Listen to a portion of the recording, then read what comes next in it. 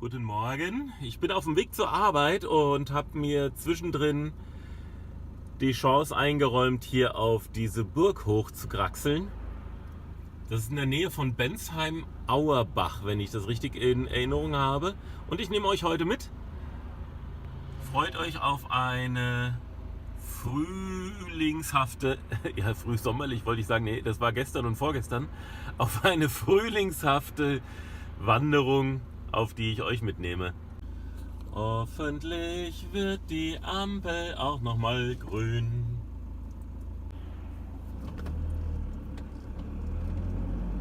Es grün so grün. Es wird Frühling, alles wird grüner, auch die Ampel. Ja, ich bin wieder mit dem Wohnmobil unterwegs und da habe ich eine GoPro-Halterung. Ups, wo muss ich denn jetzt lang hier?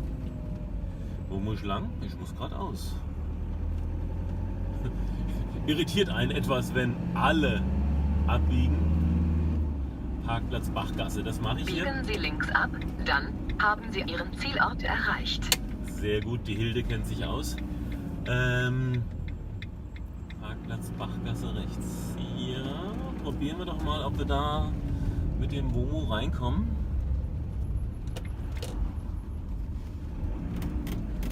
Und einmal rechts rum. Das ist manchmal so ein bisschen Joker. Poker. So, sehr schön. Wunderbar. Der Parkplatz ist gesperrt.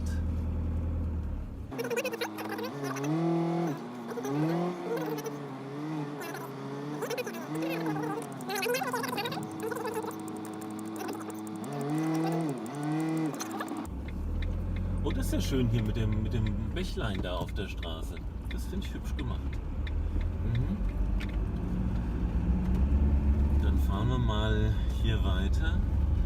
Also Parkplatz Bachgasse war gesperrt, das war schon mal nix, ein Satz mit X. Da haben wir den nächsten Parkplatz, wenn ich das richtig sehe, ist der Wohnmobil. Privatgrund, uiuiui, da dürfen wir auch nicht stehen. Also fahren wir weiter. Ich hoffe, dass wir irgendwann noch einen Parkplatz finden. Darf man sich da einfach ins Wasser rechts stellen? Ja, auch eine schöne Sache. Ja, auch über den Bachlauf ist hier. Ja, danke, danke Kollege.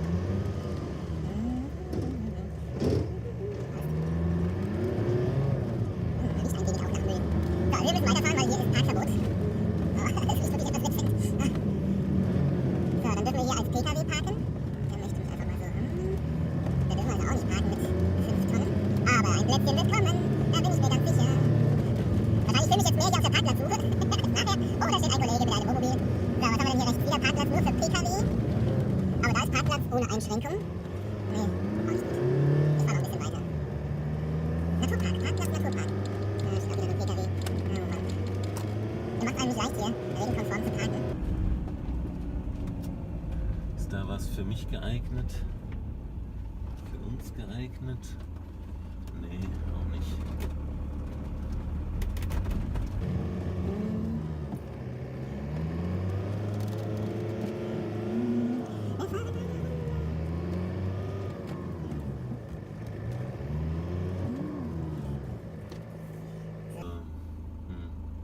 Nicht gut. Nicht gut, nicht gut, nicht gut. Wir fahren wieder raus.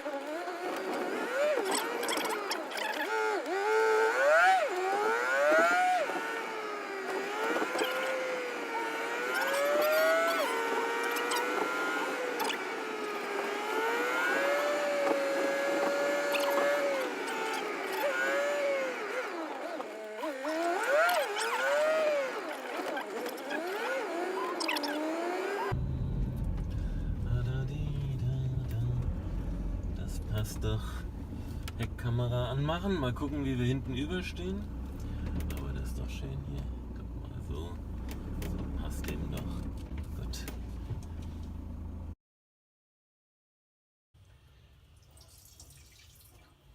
Erstmal Reise fertig machen. Also wanderfertig. Dazu gehört natürlich. Einen Moment, bin gleich wieder da.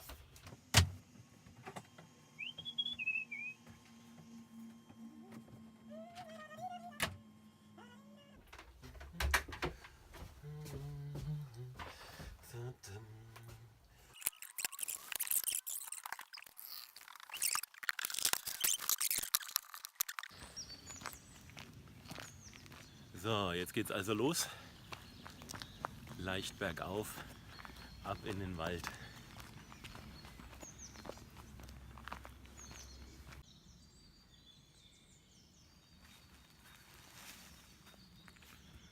Verschiedene Wegbezeichnungen. Mal sehen, ob es für mich die 3 ist oder die A1 im Hufeisen.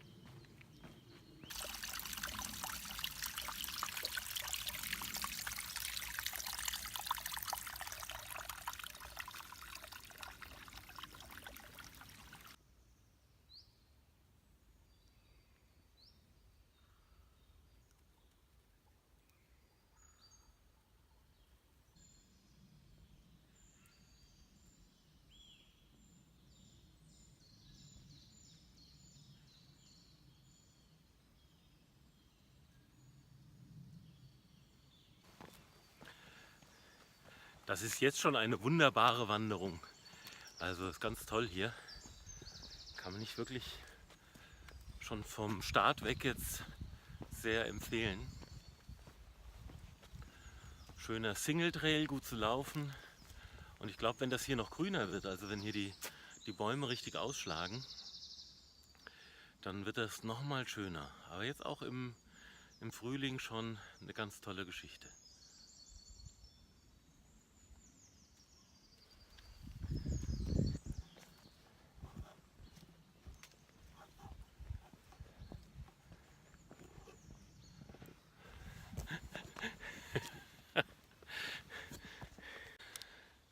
Nee, so rum.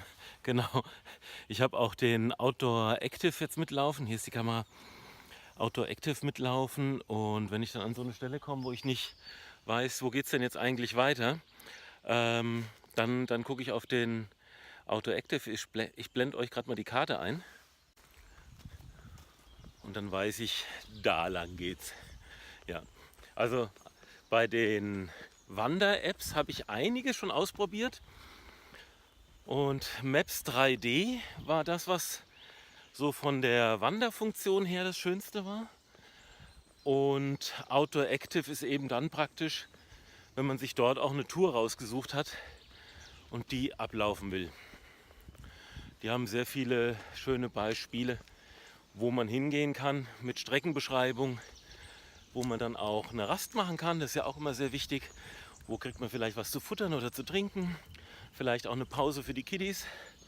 Und, da muss man einen Moment stehen bleiben. Und vor allen Dingen, was mir gut gefällt, da sind dann auch Schlösser, Burgen und ähnliches sind dann damit eingezeichnet. Outdoor Active war jetzt das, wo ich auch den Screenshot eingeblendet habe. Maps 3D kann ich ja nochmal einen Test machen demnächst und auch hier als Video bereitstellen. Ich hatte schon mal früher einen Test gemacht, aber da hat sich ja bestimmt auch viel getan inzwischen.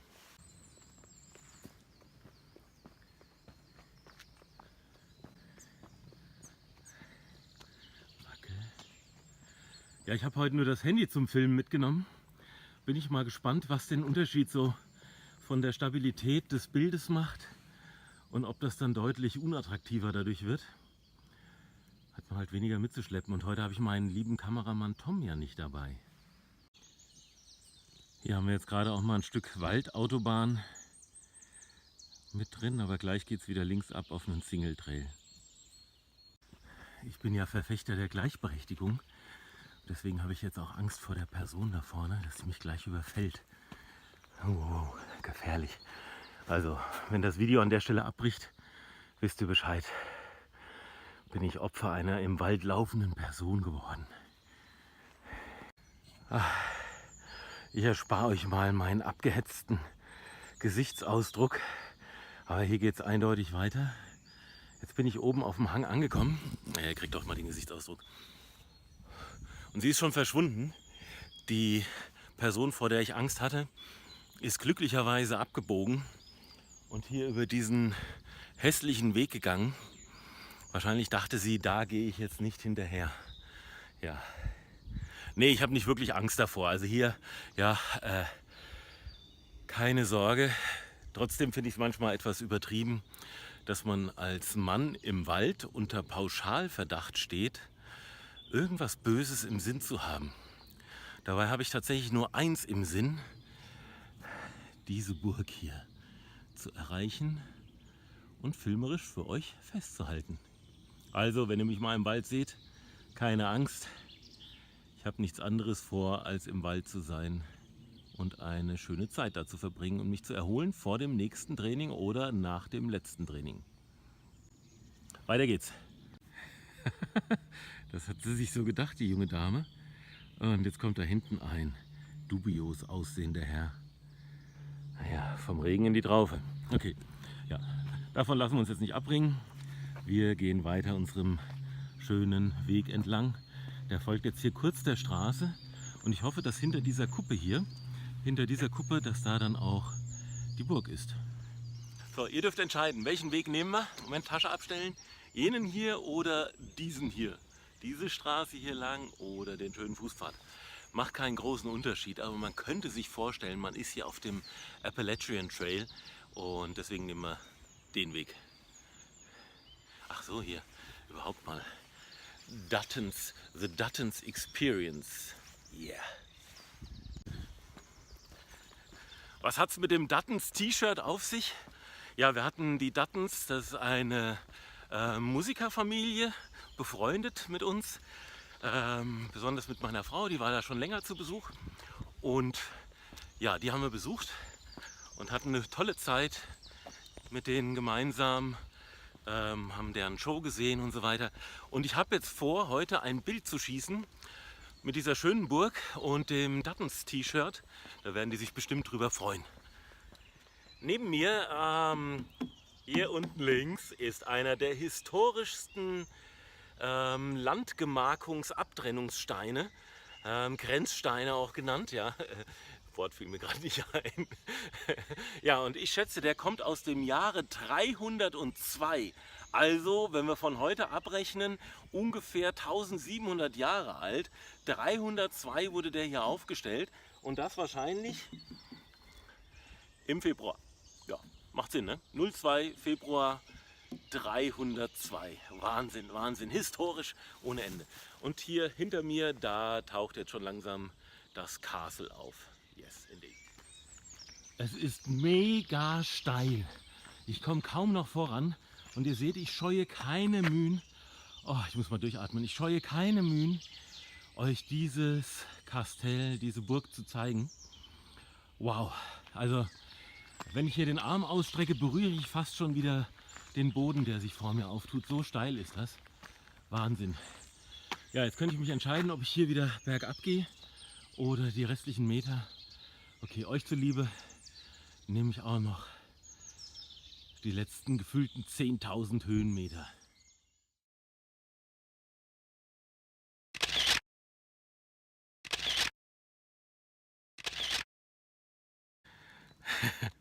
Die Mütze hier hat jemand vergessen. Ob die Wikinger tatsächlich hier schon eingefallen sind? Man weiß es nicht, man munkelt nur. Ja, gute Ideen, wie die Leute haben. Einfach mal hier so eine Mütze hinlegen mit Wiki. Kann man gleich noch ein tolles Selfie-Video mitmachen. Klasse.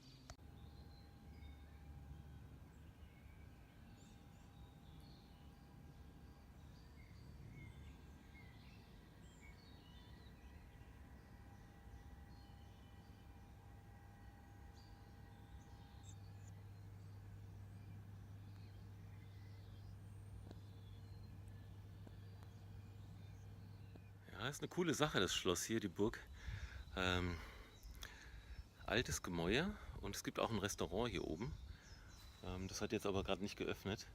Da gibt es auch ein öffentliches Rittermahl und ein Familienmahl. Also man kann das wahrscheinlich hier mit Finger essend, kann man hier mal auf Ritter spielen. Finde ich eine gute Idee. Sollte man unbedingt mal machen, aber jetzt geradezu.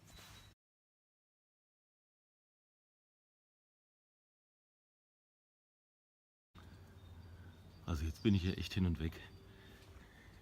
Eintritt frei und top historisch. Hier in den kleinen Gässchen von der Burg, wenn man dann so hochschaut auf die Türme. Wow.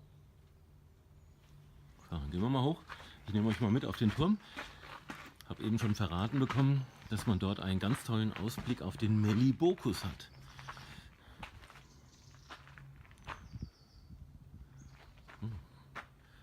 Auch nicht schlecht. Cool, ja.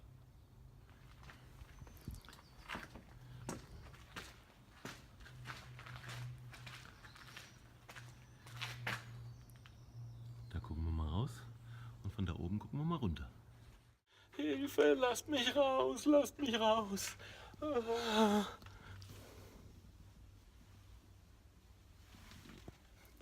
Na, so rum ist besser.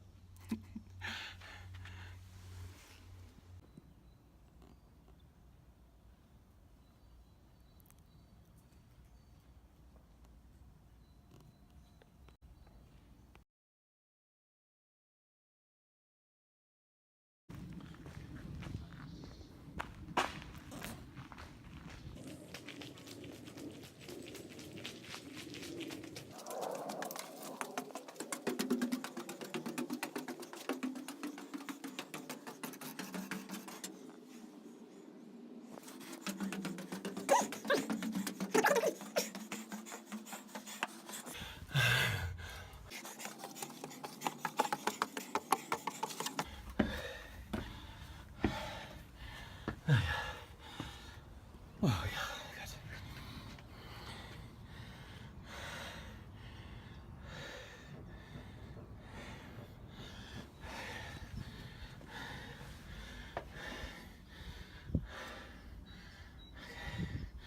Hier ist Schluss. Oh, ich muss mal atmen.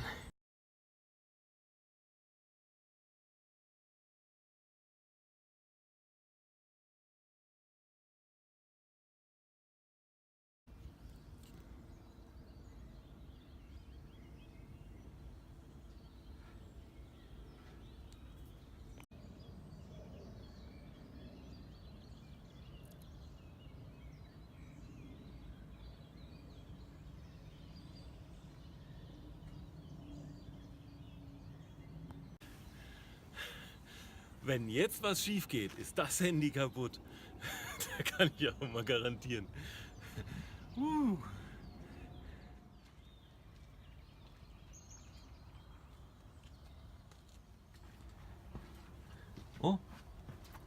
upsi. Da steht was im Weg. Ein Mast und danach eine Mauer. Ich hoffe, die haben das gut festgemacht hier alles. Okay, dann gehen wir halt wieder zurück. Aber sehr schön hier der Turm. Und ein toller Ausblick. Ganz toller Ausblick.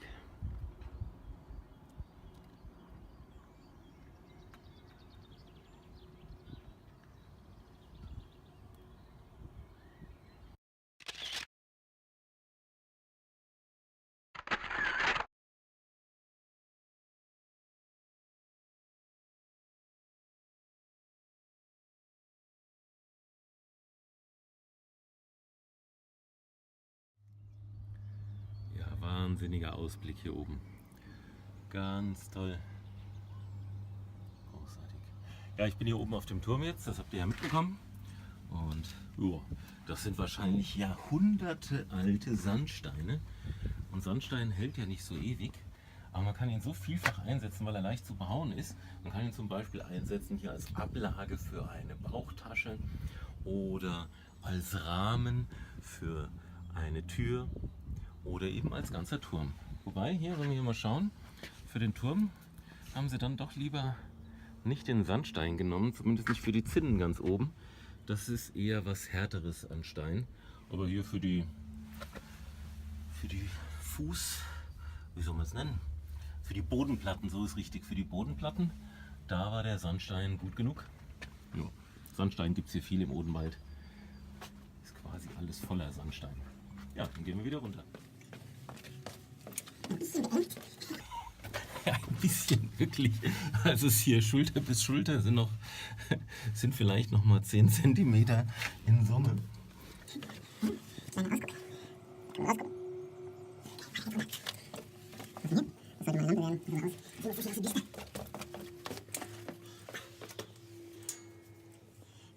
Das ist quasi die Kuppel vom Turm von innen betrachtet. Da haben wir eben oben drauf gestanden. Und jetzt geht's hier wieder runter.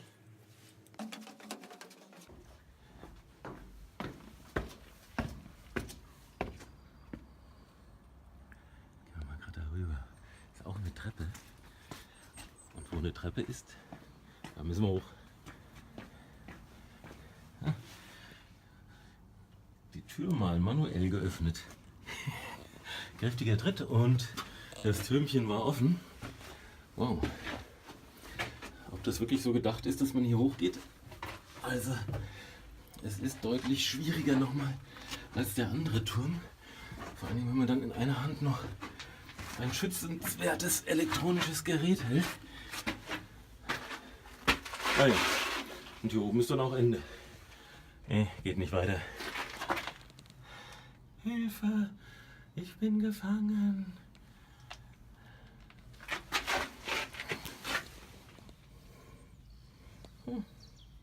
Okay, dann wissen wir jetzt also, es war so nicht gedacht, dass man da hochgeht. Gehen wir wieder runter. Also die Füße passen nicht ganz auf die Stufe. Und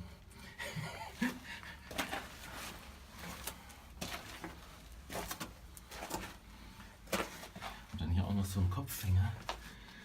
Vor allem da muss man sich so ein bisschen durchzwingen. Also ich glaube wirklich, das war nicht gedacht, dass man hier hochkommt. Da hat wirklich jemand das Schloss kaputt gemacht. Aber dafür lohnt der Ausblick wieder umso mehr. Sieht so ein bisschen aus wie in Südspanien.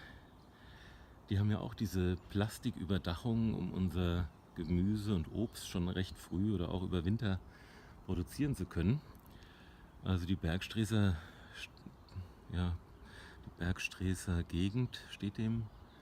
Ja, nichts nach ist vielleicht ein bisschen übertrieben, aber ja, gibt auch hier die guten Plastikfelder. Soll sich mal keiner beschweren über Südspanien, dass das so hässlich wäre. Ja, machen wir ja nicht. So, letzter Blick und dann ist genug von dieser Burg. Dann gehen wir mal wieder weiter. Recht habt ihr, vorletzter Blick. Hier gibt es nämlich noch viel mehr zu sehen. Das habe ich jetzt hier entdeckt. Hier kann man wieder durch ein Tor, schöne historische Truhe, geht es hier weiter und das ist beleuchtet. Also habe ich da die Hoffnung, dass man hier durchgehen soll. Das geht jetzt da hoch.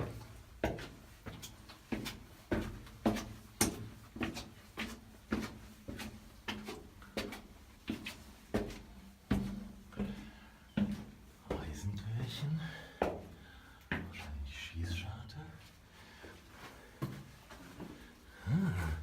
Hier geht's weiter. Ne, Sackgasse. So ein bisschen labyrinthmäßig.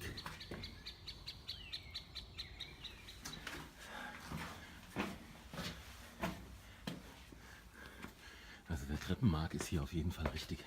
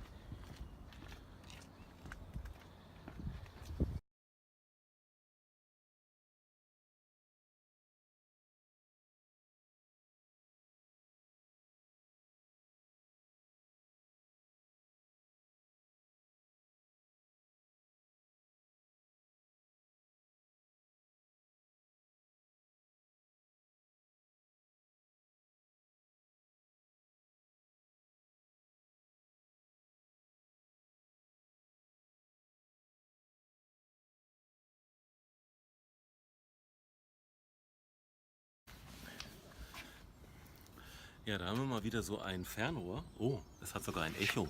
Hört euch das mal an. Echo. Hallo, hallo, hallo. Hallo, hallo.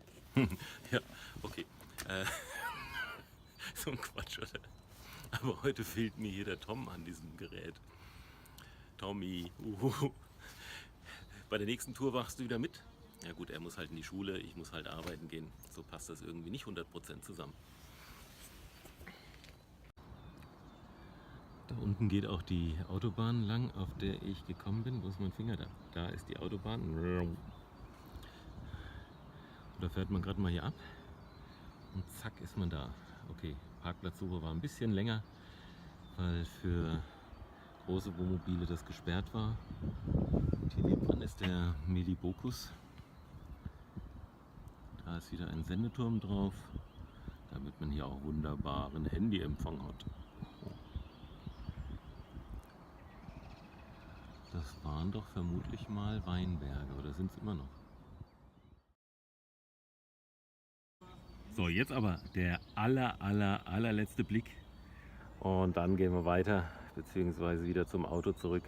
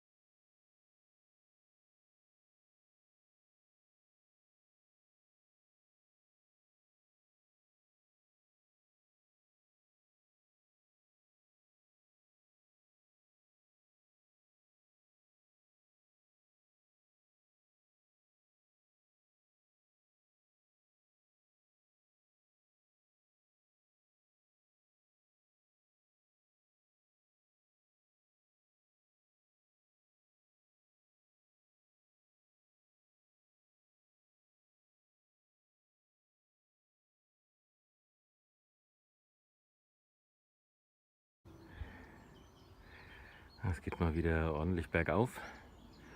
Und naja, also für 10. April finde ich es hier schon ordentlich warm.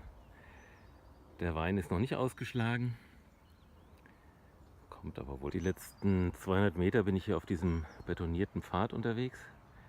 Der führt immer wieder zu einzelnen kleinen Weinbergelchen, wo offensichtlich private Leute so ihren eigenen Wein anpflanzen. Und man hat dann über die ganze Rheinebene den Ausblick, wobei ich eher die nahegelegenen Ausblicke reizvoller finde. Das ist schöner hier.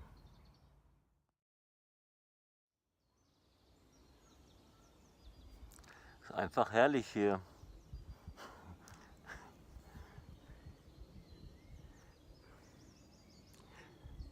Ich muss gleich weiterfahren, sonst komme ich nicht mehr an meinen Zielort heute. Und das wäre, glaube ich, nicht so optimal gegenüber meinem Auftraggeber. Auch wenn es hier wunderschön ist. Ja. Ich stelle euch mal einen Link ein.